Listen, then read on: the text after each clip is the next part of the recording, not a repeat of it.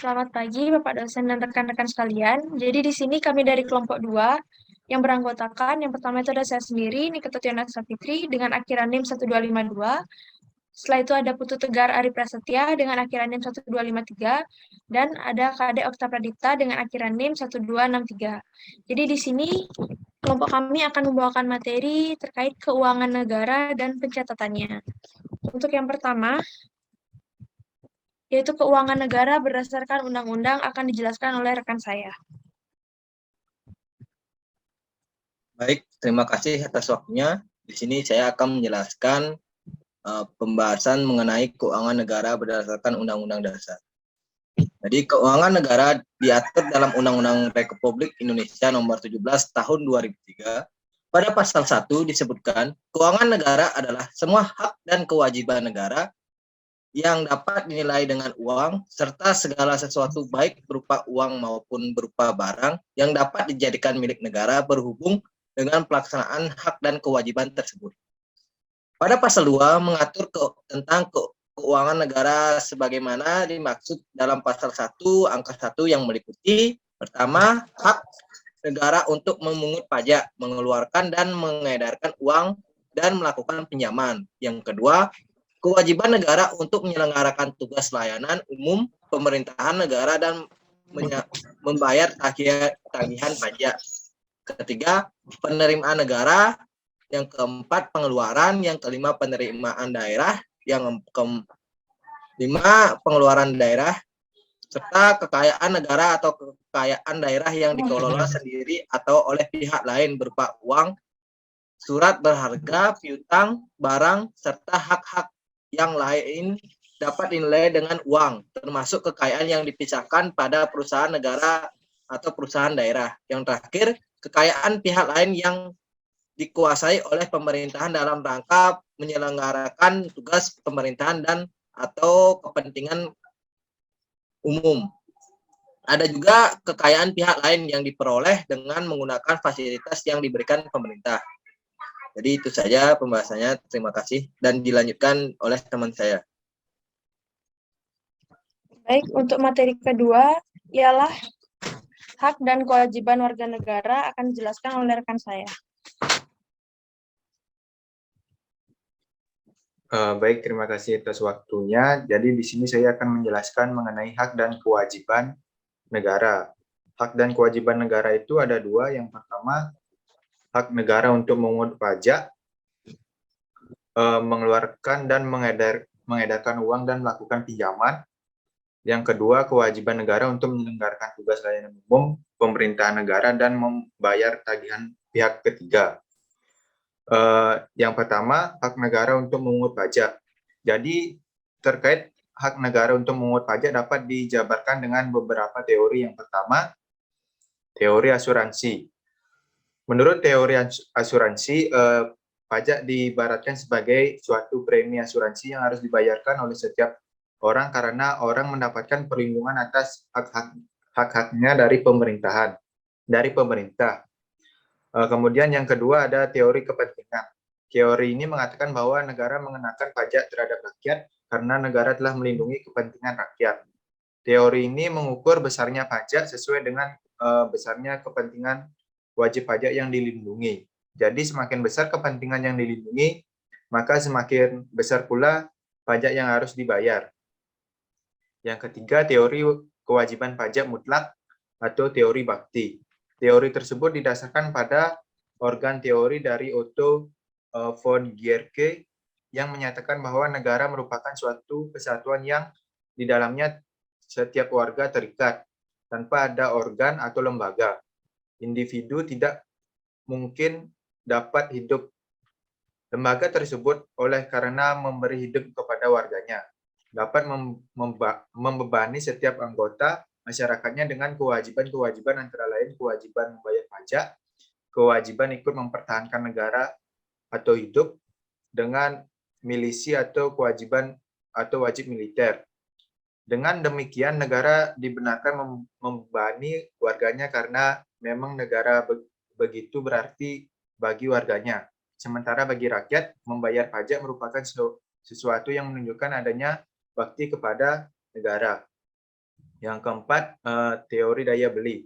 Menurut teori ini, pajak diibaratkan sebagai pompa yang menyedot daya beli seseorang atau anggota masyarakat yang kemudian dikembalikan lagi kepada masyarakat. Jadi sebenarnya uang yang berasal dari rakyat dikembalikan lagi kepada masyarakat melalui saluran lain. Pajak yang berasal dari rakyat kembali lagi kepada masyarakat tanpa dikurangi, sehingga pajak hanya berfungsi sebagai pompa menyedot uang dari rakyat yang akhirnya dikembalikan lagi kepada masyarakat untuk kesejahteraan masyarakat, sehingga pajak pada akhirnya tidak merugikan rakyat. Oleh sebab itu, pungutan pajak dapat dibenarkan. Logika berpikir teori ini adalah oleh karena pajak digunakan untuk kepentingan umum, maka baik mereka yang membayar pajak maupun tidak membayar pajak memperoleh manfaat daripadanya. Jadi bukan dari satu pihak dibayar untuk pihak lain, di mana pembayaran tidak mendapatkan apa-apa. Dalam pajak, pembayar pajak juga ikut menikmati hasilnya. Yang kelima, ada teori pembenaran pajak menurut Pancasila. Pancasila mengandung sifat kekeluargaan dan gotong royong. Gotong royong dalam pajak tidak lain daripada pengorbanan keluarga untuk kepentingan keluarga tanpa mendapatkan imbalan. Jadi berdasarkan Pancasila, pemungutan pajak dapat dibenarkan karena pembayaran pajak dipandang sebagai uang yang tidak keluar dari lingkungan masyarakat tempat wajib pajak hidup. Akhirnya uang pajak digunakan untuk diri sendiri, untuk kesejahteraan sendiri, untuk masyarakat sendiri. Individu dalam hubungan ini tidak dapat dilihat terlepas dari keluarganya, dan anggota masyarakat tidak pula dapat dipandang terlepas dari masyarakat dan lingkungannya. Hak asasi individu dihormati dan hanya dapat dikurangi demi kepentingan umum. Yang kedua, ada kewajiban negara untuk menyelenggarakan tugas layanan umum, pemerintahan negara, dan membayar tagihan pihak ketiga. Jadi kewajiban negara menyelenggarakan tugas layanan umum ini dapat kita lihat dari tersedianya layanan pemerintah seperti rumah sakit, kantor pemerintahan, dan layanan umum lainnya. Baik, sekian materi yang bisa saya sampaikan. Untuk waktu yang tepat, saya kembalikan ke moderator. Terima kasih. Baik, terima kasih atas pemaparannya. Selanjutnya yaitu penguasa keuangan negara akan dijelaskan oleh ya. Tiga, silakan. Baik, terima kasih. Selanjutnya, saya akan menjelaskan tentang penguasa keuangan negara. Jadi, kekuasaan atas pengelolaan keuangan negara diatur dalam Undang-Undang Republik Indonesia Nomor 17 Tahun 2003. Pasal 6 ayat 1 yang berbunyi, Presiden selaku kepala pemerintahan memegang kekuasaan pengelola keuangan negara sebagai bagian dari kekuasaan pemerintah. Dan pada pasal 6 ayat 2 yang berbunyi, kekuasaan sebagaimana dimaksud dengan dalam ayat 1 yaitu dikuasakan kepada Menteri Keuangan selaku pengelola fiskal dan wakil pemerintah dalam kepemilikan kekayaan negara yang dipisahkan. Dikuasakan kepada menteri atau pimpinan lembaga selaku pengguna anggaran atau pengguna barang kementerian negara atau lembaga yang dipimpinnya. Diserahkan kepada gubernur atau bupati atau wali kota selaku kepala pemerintahan daerah untuk mengelola keuangan daerah dan mewakili pemerintah daerah dalam kepemilikan kekayaan daerah yang dipisahkan. Tidak termasuk keuangan di bidang moneter yang meliputi antara lain mengeluarkan dan mengedarkan uang yang diatur dengan undang-undang. Jadi itu saja pembahasannya. Selanjutnya dilanjutkan oleh teman saya. Terima kasih. Baik, terima kasih atas pemaparannya. Selanjutnya yaitu kas menuju akrual. Bagaimana perubahan basis pencatatan dari kas menuju akrual? Jadi sebelumnya akan saya jelaskan dulu apa itu basis akrual. Jadi basis akrual atau akrual basis adalah sebuah teknik pencatatan akuntansi yang pencatatannya dilakukan saat terjadinya transaksi walaupun kas belum diterima. Jadi dalam pencatatan menggunakan basis akrual ini tentu akan lebih akurat. Dan dengan menggunakan basis akrual aset, kewajiban dan ekuitas mudah diukur. Di dalam basis akrual, sebuah pendapatan akan diakui ketika perusahaan memiliki hak untuk melakukan penagihan dari hasil transaksi. Dan menggunakan basis akrual ini tidak memperdulikan kapan kas akan diterima dan kapan kas dikeluarkan. Jadi pengakuan biaya di dalam basis akrual ini ketika kewajiban membayar sudah jatuh tempo dan biaya tersebut sudah dapat diakui ketika kewajiban membayar sudah terjadi, meskipun kas belum dikeluarkan. Jadi setelah itu basis kas. Basis kas atau cash basis, yakni sebuah metode pencatatan di dalam akuntansi yang hanya mencatat transaksi jika ada penerimaan atau pengeluaran kas. Jadi meski ada transaksi yang terjadi, misalnya hutang atau piutang, tetapi karena tidak adanya kas yang masuk atau keluar, maka transaksi ini tidak dicatat jika menggunakan metode basis kas. Contohnya, jika Anda menerima pendapatan dari perusahaan lainnya, tetapi uang Anda terima nanti, maka transaksi tersebut tidak akan dicatat karena tidak ada kas yang masuk dan ini tidak dianggap sebagai pendapatan.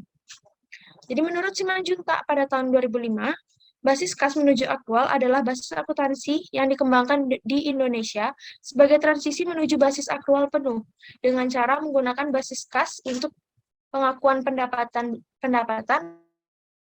SAP berbasis akrual, sebagaimana dimaksud dalam pasal 4 ayat 1, dapat dilaksanakan secara bertahap, dari penerapan SAP berbasis kas menuju akrual, menjadi penerapan SAP berbasis akrual.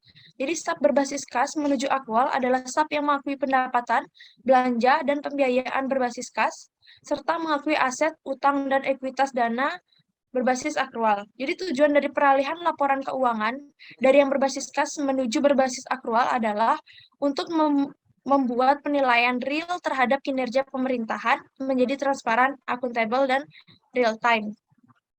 Jadi adapun manfaat basis kas menuju akrual berdasarkan lampiran II atau lampiran 2 PP 71 tahun 2010 adalah menyediakan informasi mengenai kecakupan penerimaan periode berjalan untuk membiayai seluruh pengeluaran, menyediakan informasi mengenai kesesuaian cara memperoleh sumber daya ekonomi dan pengalokasiannya,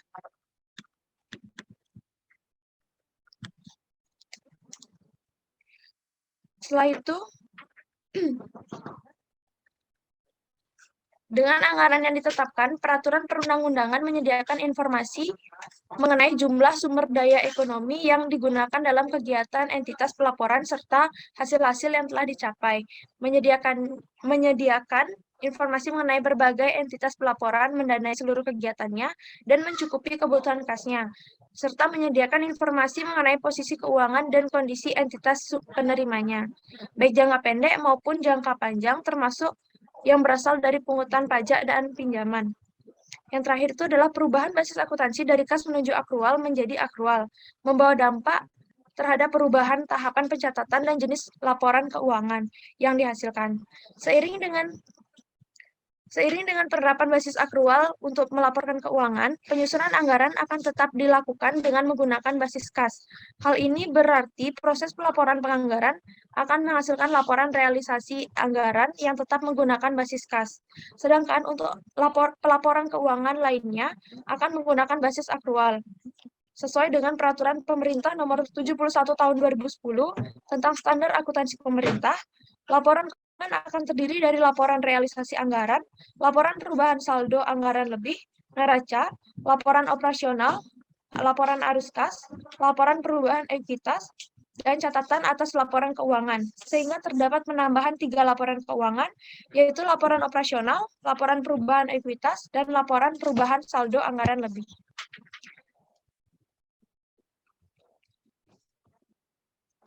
Baik, demikianlah tadi presentasi dari kelompok kami. Kami ucapkan terima kasih atas perhatiannya. Dan apabila ada pertanyaan, kami persilahkan saat sesi tanya-jawab. Terima kasih.